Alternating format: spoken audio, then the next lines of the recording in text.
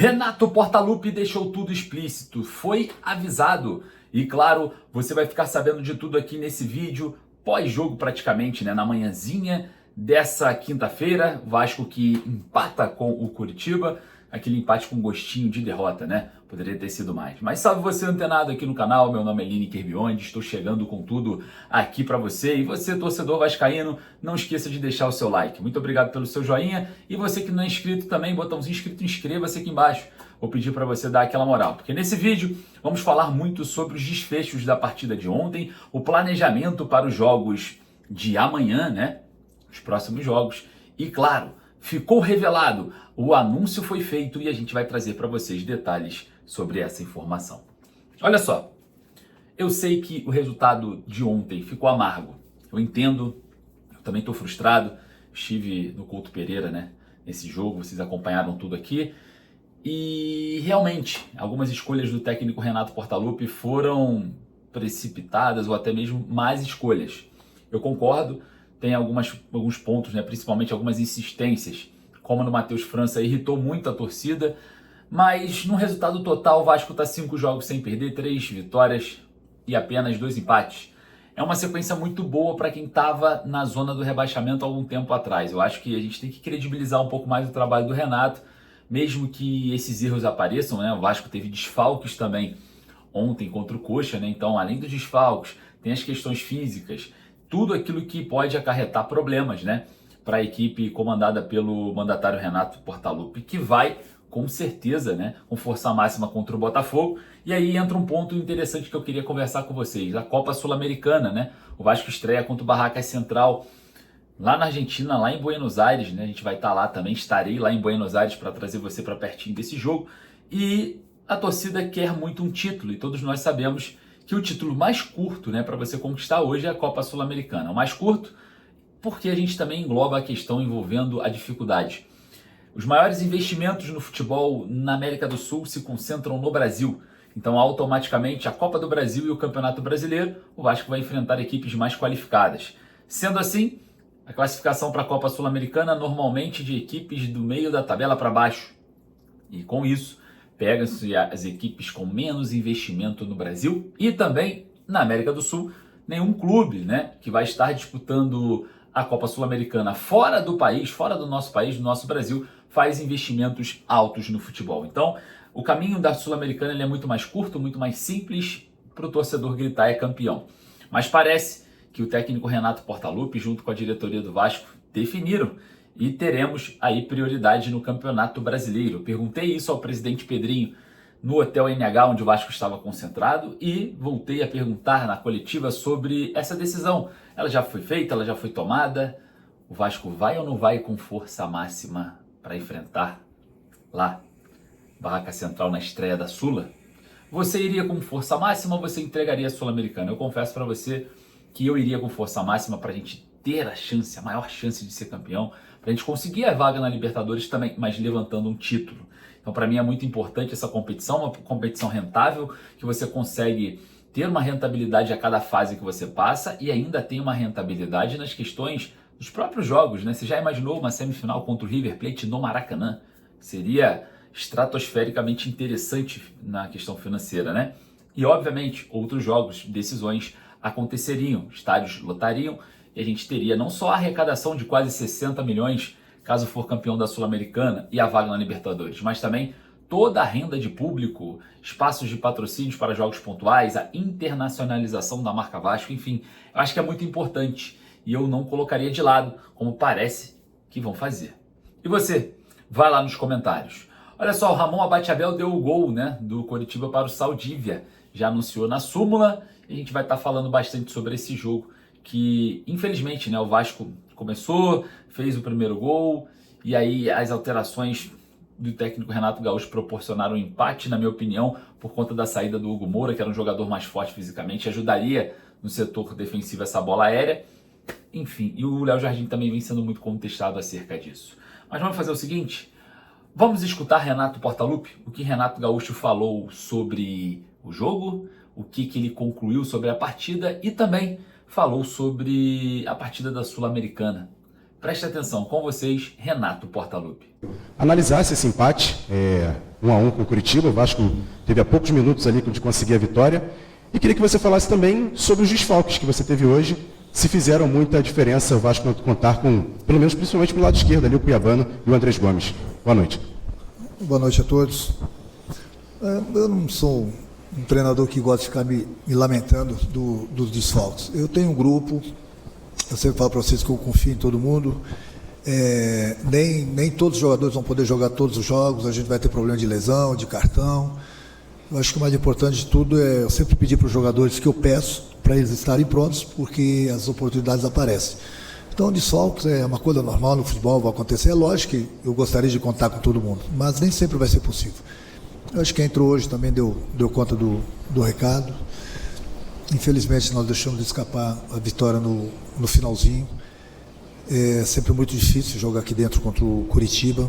É um time forte, tem uma torcida muito forte, mas a equipe se comportou bem. Ela se comportou bem, principalmente no primeiro tempo. No segundo tempo caímos um pouquinho porque sabíamos que o Curitiba ia vir para dentro da gente. Mas no final, poderíamos sim ter sido com os 3 pontos. Infelizmente não deu, mas a gente põe mais um ponto na bagagem. Boa noite, Renato. Marcelo Xavier, da Rádio Estrela de Ferro. Queria que você falasse sobre a postura do seu meio de campo hoje na partida, especialmente das atuações ali do Thiago Mendes e do Tietê. Por conta do Coritiba estar jogando dentro de casa, hoje se esperava uma equipe muito mais ofensiva no começo de jogo ali, não foi o que aconteceu, a equipe do Vasco teve uma posse melhor. Queria que você falasse sobre a importância dessa retenção no começo do jogo. E se me permite, o time hoje amplia a vantagem para 6 jogos sem perder, né, essa sequência de invencibilidade, mas com um empate ali depois dos 40 minutos, qual é o sentimento que fica dentro do vestiário hoje? É o sentimento que dava para vencer ou o resultado é favorável para a equipe do Vasco da Gama? Não, nós sabíamos que o jogo ia ser difícil, como foi. Tivemos algumas boas oportunidades no primeiro tempo, o Curitiba teve um pouquinho melhor que a gente no segundo, mas o jogo estava controlado. É lógico que fica aquele... Poderíamos ter sido aqui com 3 pontos, até porque, mais uma vez, nós tomamos um gol no final, da mesma forma contra o Cruzeiro, mas a equipe brigou, a equipe lutou, a equipe se comportou bem.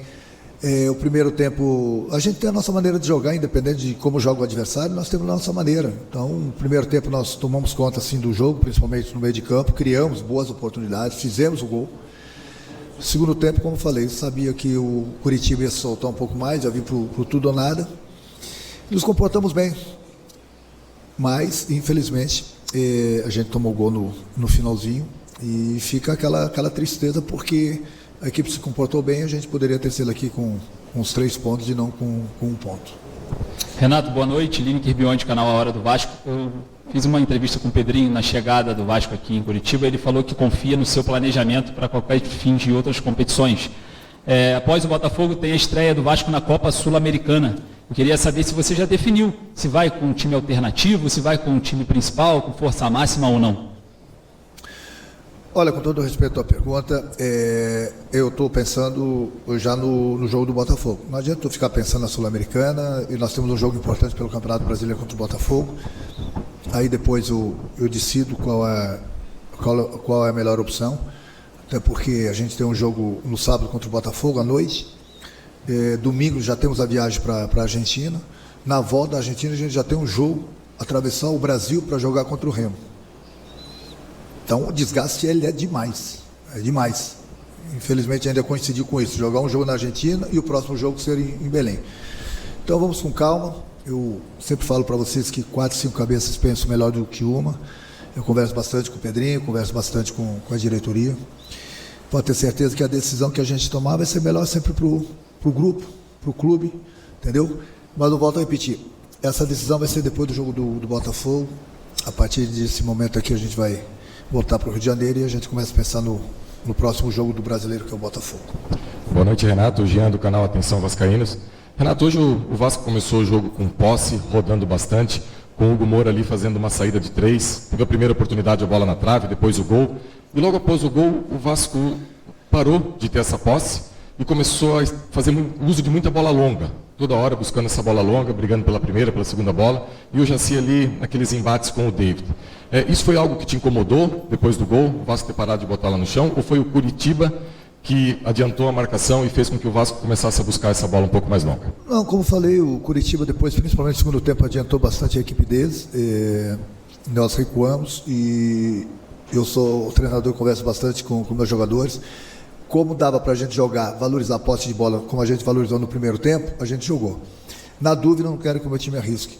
Entendeu? É muito perigoso, principalmente jogando fora de casa, você querer sair jogando, a minha filosofia não é essa. Como deu o primeiro tempo, a gente jogou. No momento que, na dúvida, eu mesmo peço para eles darem um chutão, eu quero que a minha equipe brigue com o adversário pela bola lá no campo do adversário, do que a gente arriscar aqui atrás de uma saída de bola e consequentemente, a gente perca essa bola aqui numa posição do campo muito perigosa. Boa noite, Renato. Jairo Júnior, TMC Paraná. Renato, quinto jogo, segue invicto sob seu comando, são 3 vitórias, 2 empates. Dá para ver que o time está recuperando, né, a confiança, a autoestima, a moral.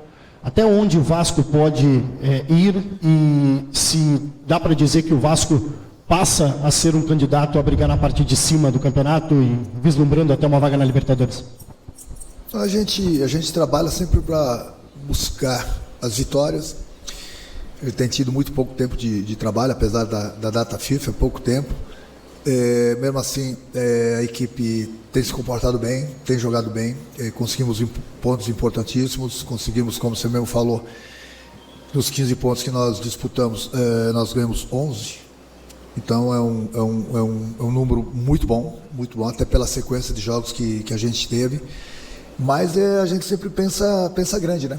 Pensar grande é buscar sempre, em primeiro lugar, a parte de cima da tabela, buscar as vitórias para que, consequentemente, a gente suba ainda mais na tabela.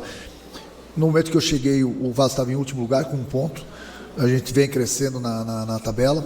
Hoje, como falei, nós deixamos de escapar uma vitória, mas ganhamos 1 ponto, ganhamos até então mais uma posição na tabela. Isso dá uma confiança muito grande para o grupo. O importante é você não perder. É lógico que fica aquele sabor que nós poderíamos ter aqui com mais 2 pontos, além desse que nós estamos levando. Mas também é sempre muito difícil, principalmente jogar fora de casa. Cada rodada é uma decisão para todo mundo, não tem jogo fácil para ninguém, seja em casa, seja fora.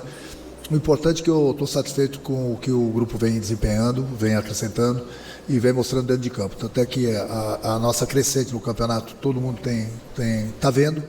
E a gente sempre trabalha, como falei, para buscar sempre as vitórias e subir cada vez mais e pensar sempre grande.